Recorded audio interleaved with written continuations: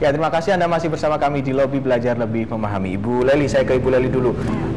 Kira-kira solusi apa yang akan bisa Ibu berikan untuk kasus yang tadi dialami oleh keponakan Ibu Sri Mulyati ini? Iya, sebenarnya yang dilakukan si ibu itu sudah tepat, bahwa intinya ketika ada sebuah bullying, ya, ketika dia dihadapkan sebuah bullying, maka dia itu harus berbuat seperti apa, itu yang harus diajarkan.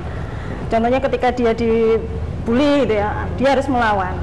Gitu. Bentuk perlawannya, ya, bentuk perlawannya seperti apa? Cuman ya lawanan, ya, kalian seperti itu. Tapi bentuk perlawanan seperti apa yang harus disampaikan, bentuknya bagaimana, itu juga harus diajarkan. Gitu. Yang tepat seperti apa, Bu Leli? Nah, contohnya ini hak saya, gitu, ini uang saya.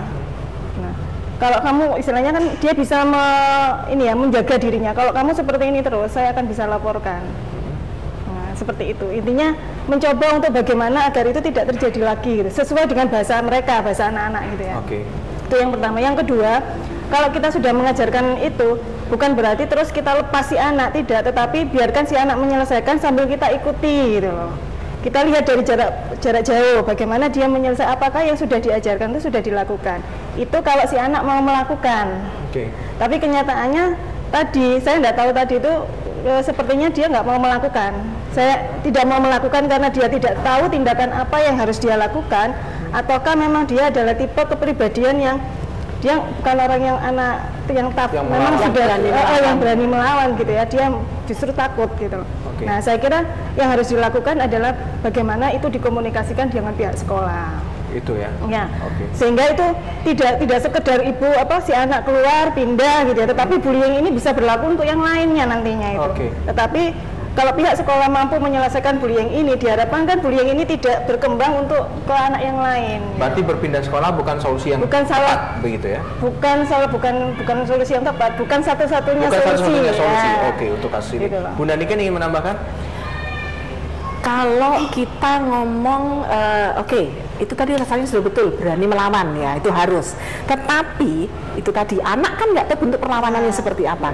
Jadi yang perlu harus dilakukan oleh orang tua, menguatkan dulu si anak, memahamkan bahwa dia saat ini mendapatkan perlakuan yang salah.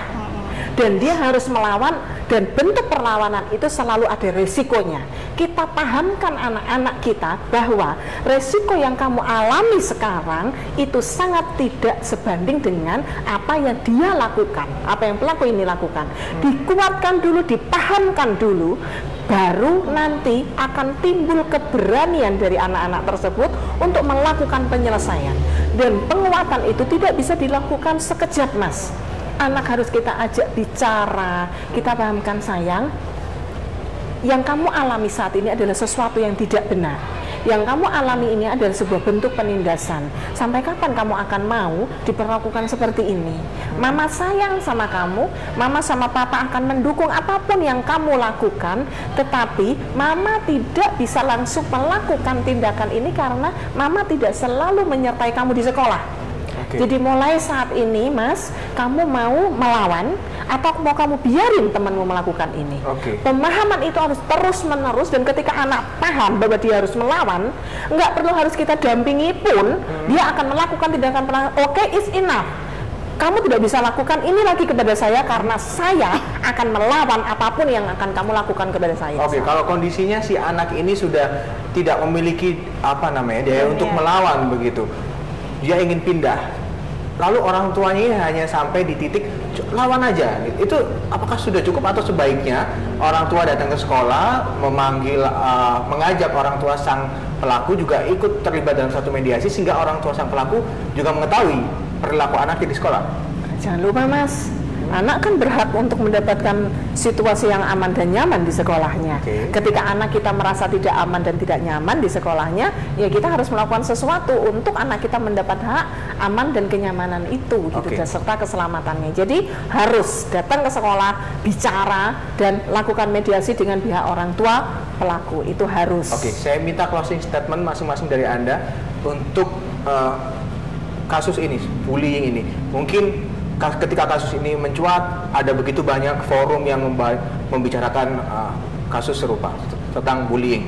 Namun bagaimana solusi yang kira-kira paling efektif untuk apa namanya ya, sebagai tindakan preventif agar tindakan bullying ini tidak ada lagi di masa mendatang, Ibu Leli?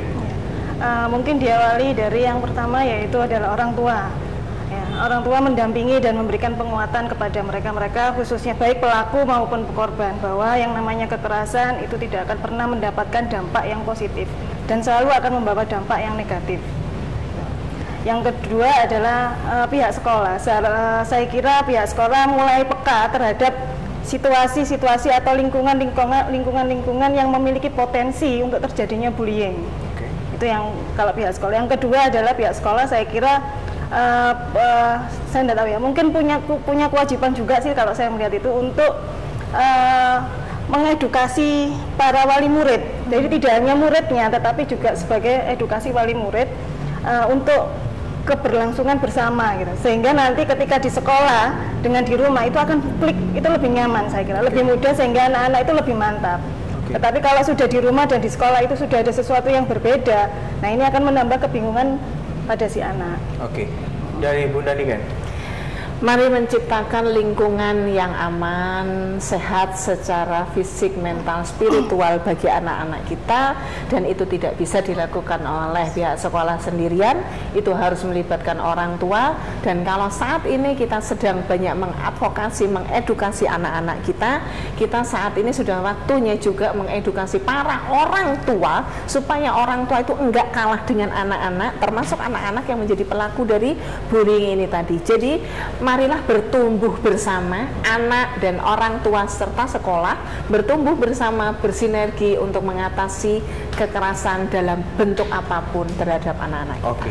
Baik, dan itu diawali dengan satu kesadaran bahwa bullying ini tidak bisa lagi dianggap sebagai sesuatu hal yang dianggap biasa lagi. Begitu ya. Ini sesuatu yang cukup serius karena dampaknya sangat serius pula. Termasuk cyberbullying.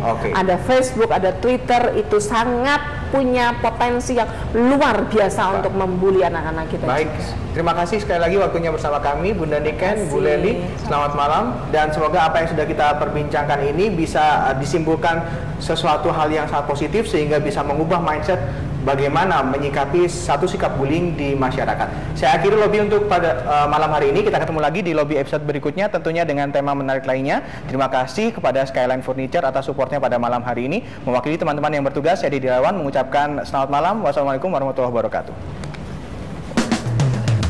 Bersama di sini kita coba untuk menemui. Bersama di sini